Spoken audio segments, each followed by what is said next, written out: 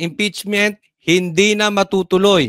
At ituturo ko sa inyo paano natin malalaman ang plano ni Marcos, ano ang kanyang nasa loobin. Ipapakita ko sa inyo, effective po nangyayari. Okay? Sige, pasok! Kinumpirma mismo ni Senate President Cheese Escudero na sa Hulyo na nila planong simulan ang impeachment trial ni Vice President Sara Duterte. Kumpiyansa naman ang prosekusyon na malakas ang mga ebidensya nila para ma-convict ang bise. Nasa frontline ng balitang yan, si Marian Enriquez. Wala raw balak ang Senado na humiling ng special session kay Pangulong Bongbong Marcos para umusad na agad ang impeachment trial ni Vice President Sara Duterte. Una nang sinabi ni PBBM na handa siyang magpatawag ng special session habang nakabreak ang Kongreso. Ayan, ha. BBM, okay? Sabi niya, handa raw siyang magpatawag ng special session para dinggin ang impeachment trial kay BP Sara. Ito ituturo ko sa inyo. Paano natin malalaman ang tunay na saloobin ni BBM o kung ano ang talagang plano niya sa bansa, anong plano niya sa isang usapin. Alam niyo kung paano? Yung kabaligtaran. Pansinin niyo ha. Sabihin ko sa inyo. Una, sinabi niya ayaw niya impeachment. Pero natuloy ang impeachment. Sabi niya, walang barel na pumasok sa KOJC. Ang daming barel pumasok. Ang sinasabi nitong mama na ito, laging kabaligtaran. Tingnan nyo, takot. Takot sa hair follicle test. Walang sasabihin tong diretso.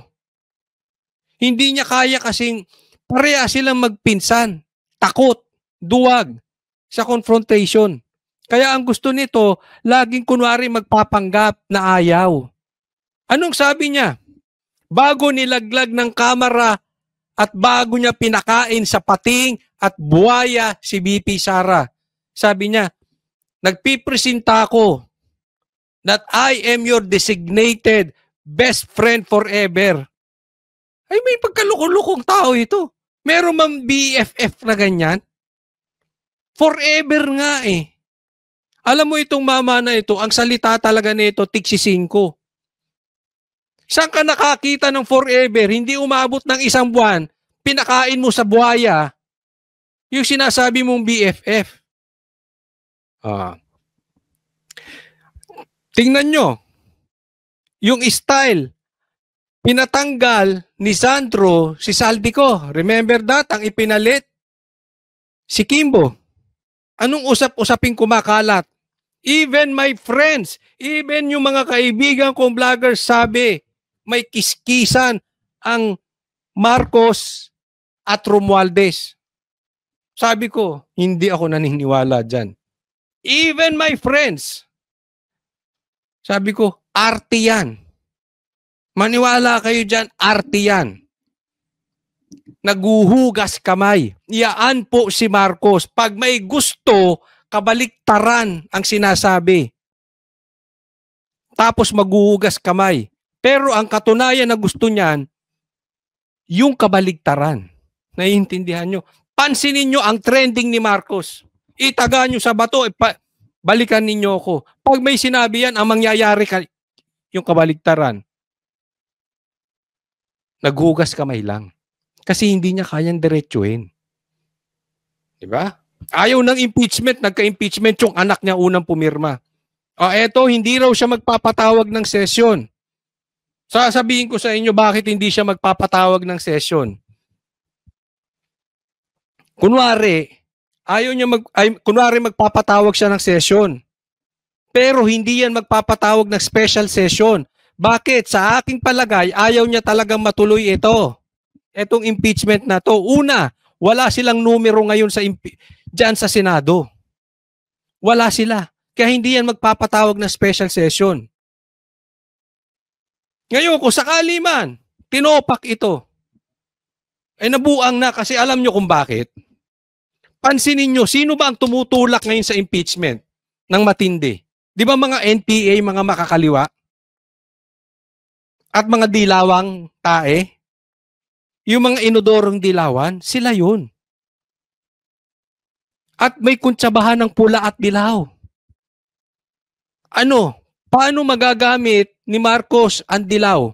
Ginagamit niya ang dilaw, ang pain niya, ang mga Duterte. Ang pain niya, si BP Sara. Kasi ang dilaw, galit na galit sa Duterte. At alam nila ang Duterte sobrang lakas. Alam nila yun. At alam nila, hindi nila kaya, pula versus Duterte, hindi nila kaya. Dilaw versus Duterte, hindi nila kaya. Kaya si Marcos, ginagawang pain si Sara para siya'y kampihan ng dilaw. Papansin mo ngayon, pinakawalan si Laila, kung ano-ano. Basta makasipsip lang sa dilaw para nasa likod niya dilaw. Remember this, lalamunin ng dilaw si Marcos. Bakit? Sino ba to si Marcos? Bago kanlungin ni BP Sara. Hindi nga to nanalo kay Leni, tandaan nyo? Matagal nang sinuka ng lipunan ng Marcos. Kaya lang to nanalo kasi kinanlong ni Sara. Sumali sa unit team si BP Sara, pero kung hindi sumali sa unit team si BP Sara, si Sara pa rin ang president. Naiintindihan nyo? Kaya alam ni Marcos yan. Hindi niya itutuloy yung impeachment kasi kung sakali, at ako hindi naniniwala mangyari, but for discussion purposes, kung sakali ma-impeach si BP Sara, alam niya, lalamunin siya ng dilaw. Kasi kung talaga ma-eliminate ang Duterte, which I don't believe, pero yan ang sa tingin niyan, pag na-eliminate ang Duterte, wala na siyang pains for dilaw. At alam niya, hindi niya kaya ang dilaw. So patatagalin nila yan. Hanggat kaya nilang i-hold until 2028 na pain ang Duterte. But the problem is, mali ito si Marcos. Alam niyo kung bakit? Kasi hindi niya, sobrang mahal ng Pilipino ang Duterte. Ang laki po ng nagawa ni PRRD sa Davao and at the same time sa Pilipinas. Game changer po si PRRD. Kaya kahit na, sabi ko nga kanina sa SMN, kahit na matanggal si BP Sara, which I don't believe, pero kung sakali lang, patatakbuhin ng taong bayan si Basti, si Pulong. Di ba? Bakit? Ang problema, wala lang sa Duterte. Ang problema, palpak kayo, Marcos. So, naiintindihan nyo? Kabaliktaran to si Marcos. And alam niya yung naglalaro ito. Mamaya, marami pa akong i-explain patungkol dito kay Marcos. Habang nakabreak ang Kongreso kung hihilingin ito sa kanya ng Senado. June 2 pa kasi pagkatapos ng eleksyon, magbabalik sesyon ang Kongreso. Pero ayon mismo kay Senate President Cheese Escudero, posibleng Hulyo na nila simulan ang impeachment trial. Hulyo na. So yan na yan. Unless, yan ang desisyon ng Senado, unless magpatawag na special session si Marcos, which I doubt. Most likely when the new Congress already enters into its function, that means after SONA. SONA, I think, is on July 21. So after SONA pa. So after July 21, tapos na yung election. Kasi isa pang dahilan yan dahil posibleng maipanalo na nila yung mas maraming senador, kaya nilang makakuha na ng numero. Sa ngayon, wala pa silang numero So hindi pa nila kaya yan, no? But I still believe na hindi ito itutuloy ni Marcos, hindi siya papatawag na special session. Kabaliktaran na naman ang sinasabi nito. Unless something happens na critical. Kasi itong impeachment na ito, wala silang planong ituloy yan. Nagkadisgrasyahan lang. Bakit? Nalagay sa alanganin si Tamba. Dahil kriminal po yung ginawa ni Tamba na nag-fill up ng blank items yung kanyang kamera. At wala pong galawan sa kamera ng walang basbas ni Tamba. Kaya malaking sabit si Tamba rito. Kaya pinilit nila ihabol. Pansinin nyo, ang tagal nakabinbin yung impeachment na yan. Even yung mga kaalyado nila sinasabing walang oras. Bigla-bigla nagpalit. So, wala talaga sa plano nila yung impeachment ngayon, as of now, as of this year, or as of this 19th Congress. Nagkabulagaan lang, pantakip nila doon sa blank items. Tandaan nyo, kabaliktaran, mamaya papatunayan ko sa inyo, binaligtad ulit yan. Ang sinisisi pa, yung timing netong demanda kay Tamba. Hindi. Baligtad. Yung impeachment nyo, ang pilit nyong pinangtatakip sa tunay na issue ng bayan. Doon po tayo ngayon nagkakaproblema. Napapansin nyo na yung galawan nila?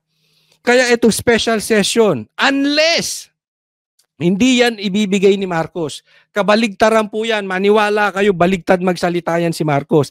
Unless merong may malaki na namang mangyayari. Na kakailanganin na nila yung special session, mamadaliin nila, bubuo sila ng pera dyan.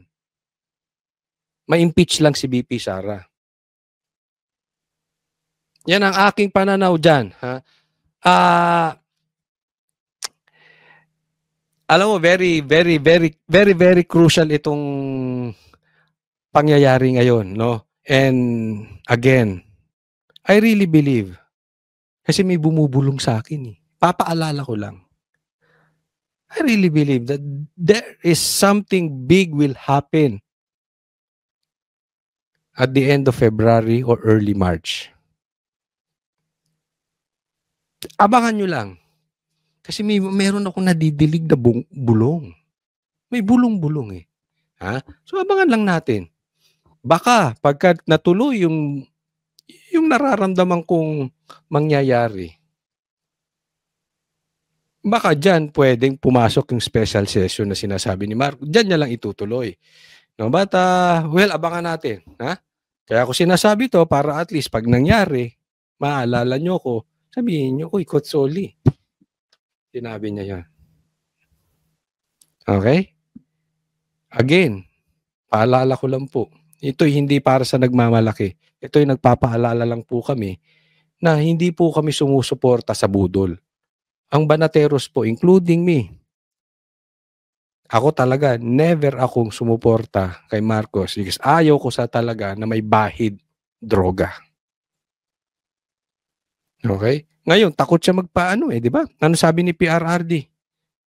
May nagdodroga sa yate. Sinong gusto nyo paniwalaan ko? Si Marcos, si PRRD? I choose to believe PRRD.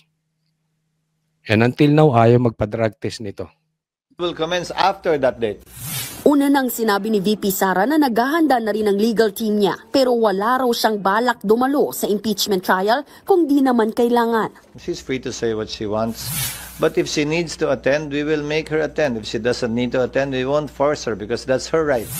Habang wala pang pinal na petsa kung kailan sisimula ng paglilitis, puspusan na ang paghahanda ng mga mambabatas na tatayong prosecutor laban kay VP Sara.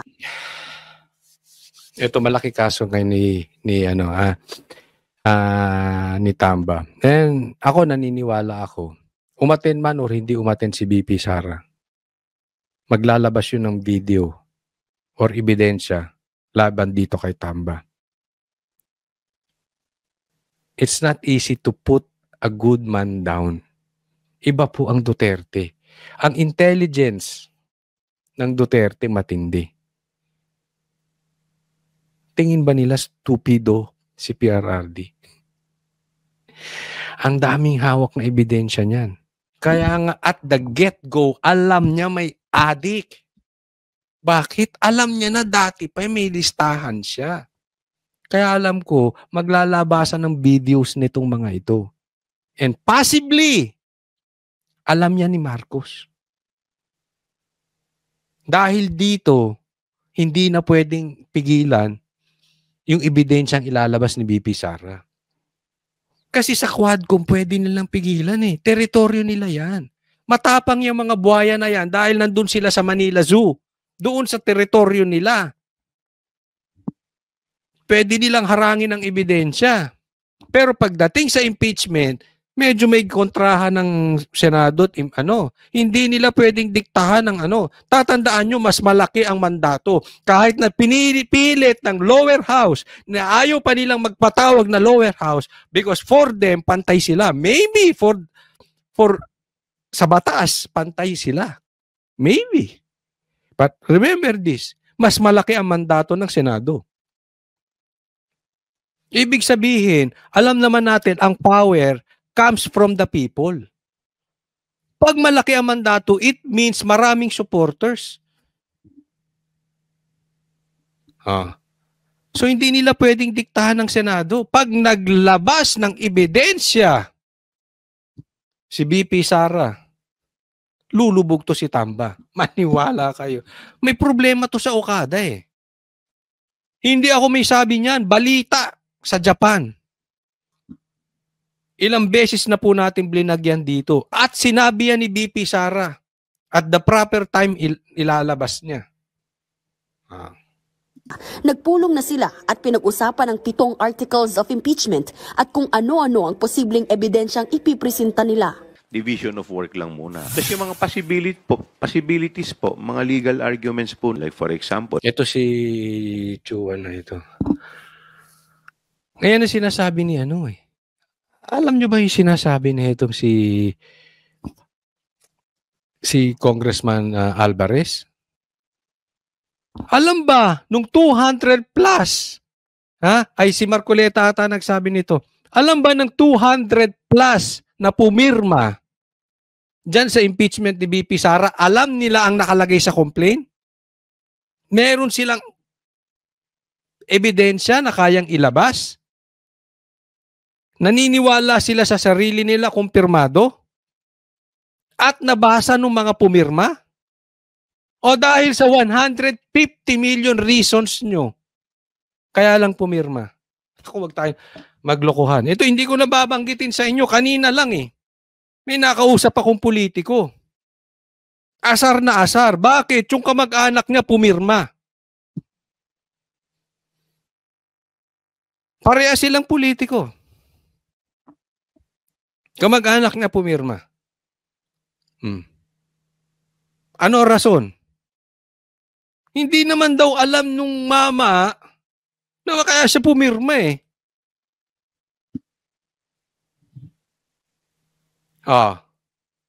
Siyempre, alam nyo na kung bakit siya pumirma. Hello? Naglolokohan ba tayo dito?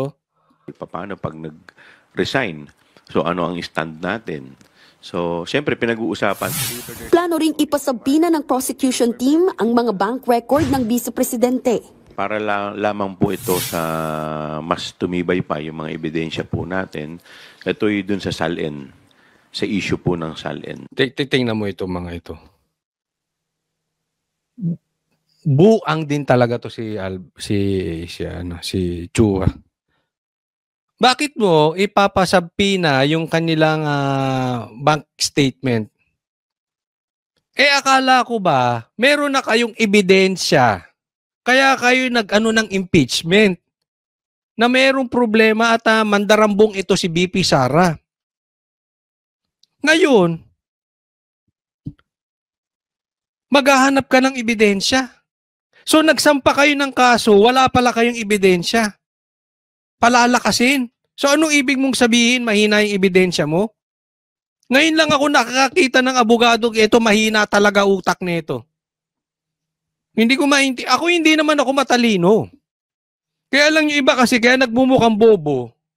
Dahil hindi nagrarason sa linya ng katotohanan. Nagrarason sa linya ng 150 million reasons. Kaya nagmumukhang bobo. Wala pala kayong ebidensya. Mahina pala ebidensya nyo, sinampan nyo. Pumirma kayo. O di san katuta kayong mga bobo dyan, ay nagbobo-bobohan. Hindi bobo. Matatalino yung mga yan eh. Paano mananalo yan kung hindi matalino? Siguro baka sweetik. Hindi natin alam. Di ba? Ngayon wala pala, mahina pala ebidensya nyo eh. Di ba? Kayo ba? Hinamon nga kayo labasan ng SALN, labasan ng bangko. Ano sabi ni PRRD? Sige, bubuksan ko to. Bubuksan ko tong bangko ko, bukasan tayo ng bangko. Naduwag kayo pare-parehas. Kasi kayo, ang problema sa mga mama na ito, mahilig lang magtuturo. Mga ipokrito. Kala mo kalilinis. Kayo, kaya nyo magbukas ng ano? Sasabihin niya, hindi naman kami na-impeach eh. O di ba nung iniimbestigahan kayo nyo si PRRD, hinamon kayo? Anong sabi nyo noon? Sumumpa si BP Sara. Ayaw sumumpa eh. Magpapadrug test kami. Nagpadrug test ba kayo? Sumumpa na si BP Sara. Until na wala pa nagpapadrug test sa inyo. Sa akin walang problema eh. Gusto nyo magpa-drug test tayo lahat. Ako inahamon ko pa lahat ng vloggers, pa-drug test tayo lahat. Lahat tayo, pati kayo mga quadcom. Pati kayo mga threesome. Ay, tricom. Threesome tuloy. Oh, drug test tayo lahat. Maduduwag ka. Hindi kayo... Kasi ang takot lang sa hair follicle test at drug test, yung mga addict. Gusto nyo, araw-araw tayo magpa-drug test, basta kayo magbayad eh. Walang problema sa akin yan. Diba? At yun nga mga kababayan, anong masasabi niyo sa balitang ito? Maaring ihayag ang inyong opinyon at kuro-kuro sa comment section sa ibaba. Huwag din kalimutang mag-like, mag-subscribe at mag-share sa bidyong ito. Maraming salamat sa panonood.